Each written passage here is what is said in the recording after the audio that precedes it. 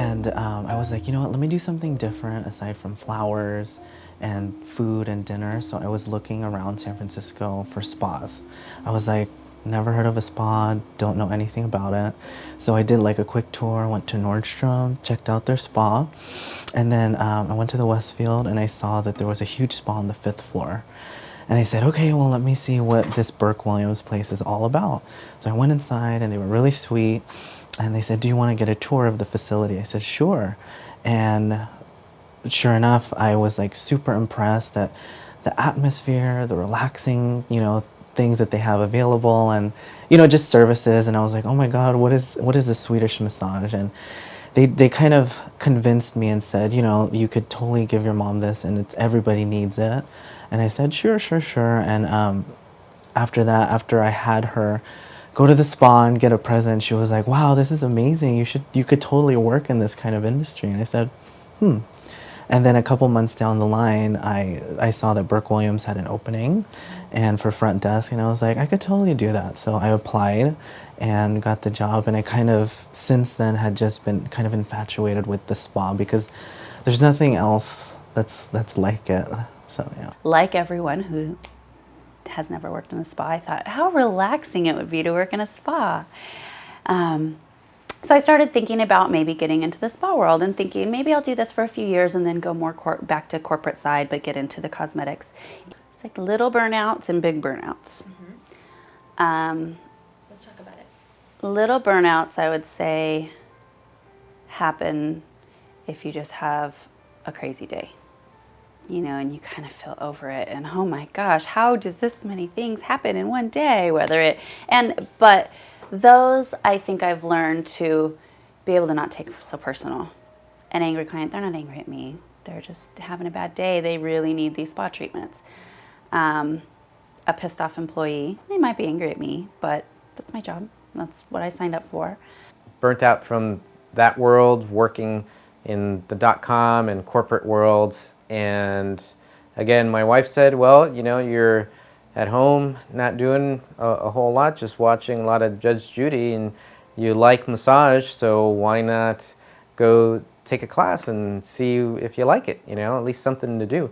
So I walked into the San Francisco School of Massage and took a class, fell in love with it, and the rest is history. Burnt out is when you sleep at night and the last thing you think about is a spreadsheet.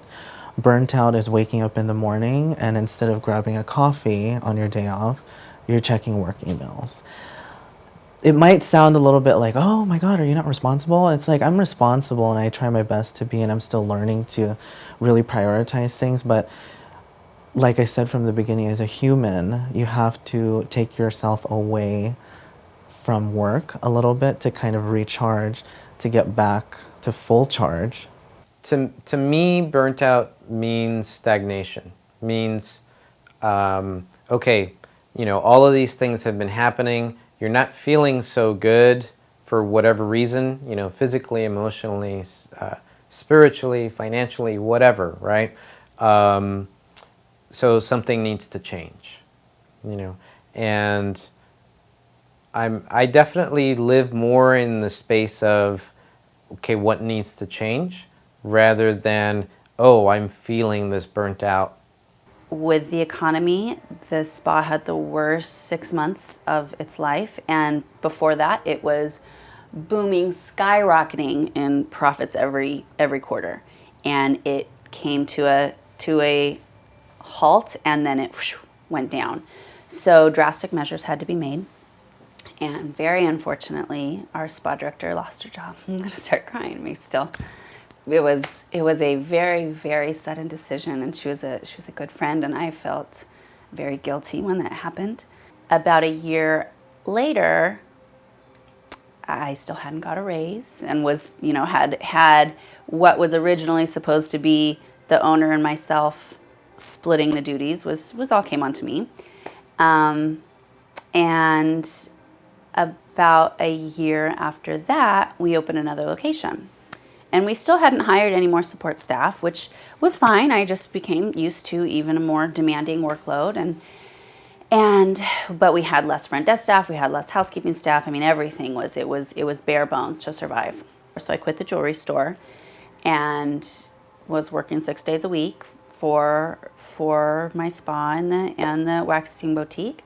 And about the year mark, it was probably about 11 months, I was feeling just defeated. I felt I was exhausted and I was making less money than I ever had because I had quit my other job. But again, so now it'd been a couple years since the spa director had left and I had taken on all these roles. And now I was managing 2 businesses and I just thought, why am I doing this? I knew I had a good enough relationship with my boss that I knew that he was satisfied, but purely financially it wasn't reflected. And I kind of took that as a sign that I wasn't doing a good job. And my husband and I were talking about starting a family, and I felt like if I made this irresponsible decision for my family, I'm not going to be able to contribute it. And now we don't really make enough to move on to the next step. And I quit this job so many years ago where I would have been making who knows how much now, and what have I done? And I can't even think of the exact turn of events, but it finally came to fruition that I wasn't super happy, and that I was having doubts, and that I was thinking about just leaving, that I was over it. And I didn't necessarily think there was money there to be giving me a raise or the compensation, but when you're that stressed, even the tiniest amount of acknowledgement would have gone a long way. And so I asked for a meeting to have just a progress report, a check, to just give me an evaluation. I'm not even asking for a raise, but give me an evaluation because I have to know what I'm doing wrong that's not meriting more money. I was fairly honest, but kept it together, kept my composure together, because really I do love this job. But it ended with a raise, but also with a partnership in the wax boutique that I had helped build.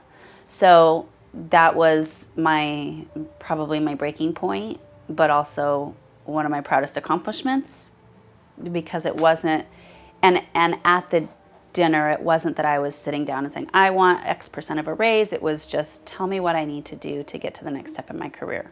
Riding my bike home, and I think this was payday, picked up my check, and riding my bike home, and I was doing the math. And I was thinking, okay, this is the most that I can work in a particular day, given day, for a certain number of shifts.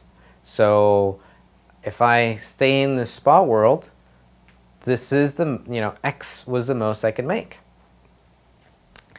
And I felt a little maybe bummed out, upset, feel like I, maybe even let myself down or my family down or whoever, because of that one number wasn't what I expected or wasn't what I wanted. So that had a reflection on my work. I felt, well, should I put in as much if this is all that I think I'm going to make, right? So in a sense, I think that was a burnout time. Yeah, especially in our industry when we kind of promote relaxing, rejuvenation, all these really great words that should be applied to everyday life. If we can't be that ourselves and kind of meet the guests that way, it's hard to realistically and authentically really do that with a guest. Then we're not really promoting ourselves correctly, and that's a really big deal that people need to really kind of listen to themselves and listen to enough is enough, or I put in my hours, I need a break.